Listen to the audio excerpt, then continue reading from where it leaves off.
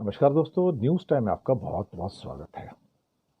दोस्तों, अमेरिका के अंदर जो हो रहा है अद्भुत है।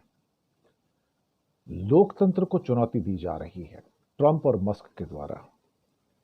लोकतंत्र के जो स्थापित मूल्य हैं उन पर कुठाराघात किया जा रहा है। लेकिन हर कोई उस चक्की में पिस जाए ये जरूरी नहीं।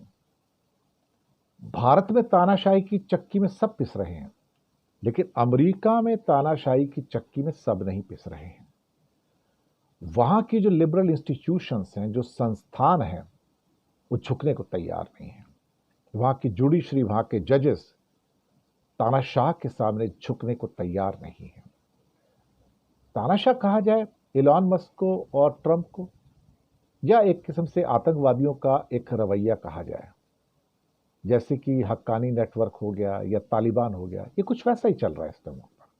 जिसको देखो मार दो, कूट दो। लेकिन इस माहौल के अंदर भी कम से कम नहीं तो छह फैसले ट्रंप के द्वारा जो एग्जीक्यूटिव ऑर्डर्स थे पलट दिए गए जुडिशरी के द्वारा। हालात ऐसे हो गए कि उपराष्ट्रपति जेडी वेंस नाराज हो गए, गुस्सा हो गए।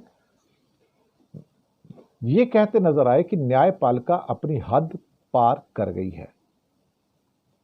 मैं सोच रहा था कि जेडी वेंस शायद हो सकता है थोड़ा कम विम्सिकल हो, लेकिन वो भी उसी क्लास के लोग हैं। फिर लिखते हैं, ट्वीट करते हैं कि जजों को एग्जेक्टिव की लीगल शक्तियों को रोकने की इजाजत नहीं होगी, ना ही दी जाएगी। एक जज आर्मी जनरल को नहीं बता सकता कि कैसे एक मिलिट्री ऑपरेशन चलाया जाए, ये गैर कानूनी होगा। जजेस हैव गॉट नो राइट। लेकिन सवाल ये पैदा होता है कि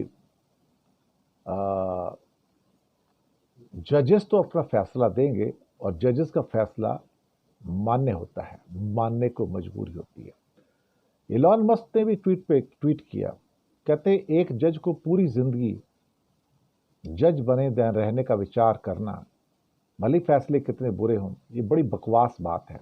बहुत हो चुका, यानी कि इनको उठा के अटलांटिक ओशन में फेंक दो। वो कौन से 6 फैसले जो पलट दिए गए? बर्थराइट सिटीजनशिप पहला पलटा। 1868 का कानून था, लेकिन इसने बहुत सारे अप्रवासियों के ऊपर, इमिग्रेंट्स के आशाओं पर तुषारापात किया। लेकिन 23 जनवरी को सिएटल के एक जज ने इस पर रोक लगा दी। उसके बाद 10 जनवरी, उससे पहले मैरीलैंड के एक जज ने इसी फैसले के ऊपर रोक लगा दी, और एक तीसरे जज ने भी इसके ऊपर रोक लगा दी। तो 3 जज ने इसको रोक दिया अमेरिका में। दूसरा था सरकारी कर्मचारियों को बाहर निकालना, 20 लाख सरकारी कर्मचारियों को 6 फरवरी की डेडलाइन दी गई कि छोड़ दो नौकरी। 65,000 लोगों ने इसको स्वीकार किया और नौकरी से निकलने की अपनी बात की। यूनियंस चली गई कोर्ट के अंदर और एक फेडरल जज ने इसके ऊपर रोक लगा दी। तीसरा, यूएस एड को खत्म करने का फैसला। 1960 के दशक में यूएस एड स्टार्ट की गई थी और कई मुल्कों में, 100 से ज्यादा मुल्कों में यूएस एड के प्रोग्राम्स चलते हैं। वहां पर भी सैकड़ों हजारों कर्मचारियों को छुट्टी पर भेज दिया गया। लेकिन इलॉन मस्क का फैसला था।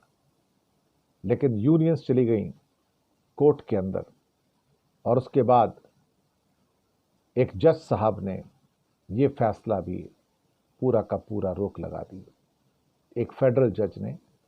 और बल्कि जो 2200 लोग भेजे गए थे, उससे पहले 500 लोग भेजे गए थे छुट्टी पर, उन सबको वापस रिपोर्ट करने का ऑर्डर दिया कि तुम किसी को नहीं भेज सकते हो। ये भी एक संघीय जज ने, फेडरल जज ने किया। चौथा फैसला, फेडरल हेल्प, फेडरल ग्रांट्स होती हैं अलग अलग, क्या कहते हैं कि कंट्रीज के लिए या प्रोजेक्ट्स के लिए होती हैं। इसमें एनजीओज होते हैं, नॉन गवर्नमेंटल ऑर्गेनाइजेशंस होती हैं, रिसर्च विंग्स होते हैं। कैलेमिटीज जो होती हैं उसके लिए हेल्प की जाती है।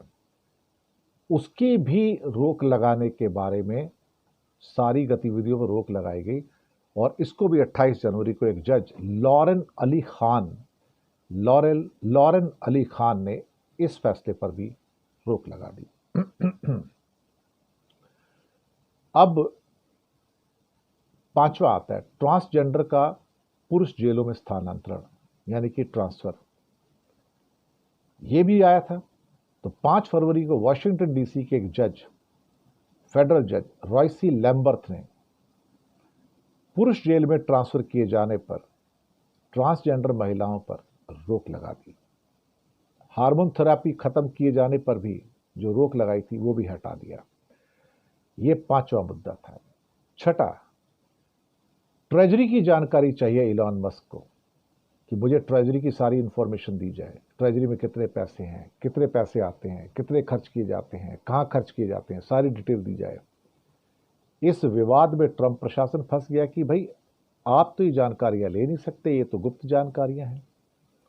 और अल्टीमेटली एक फेडरल जज ने इन सब के ऊपर कि आप इसको हासिल नहीं कर सकते हो, ये आपका अधिकार नहीं है, रोक लगा दी।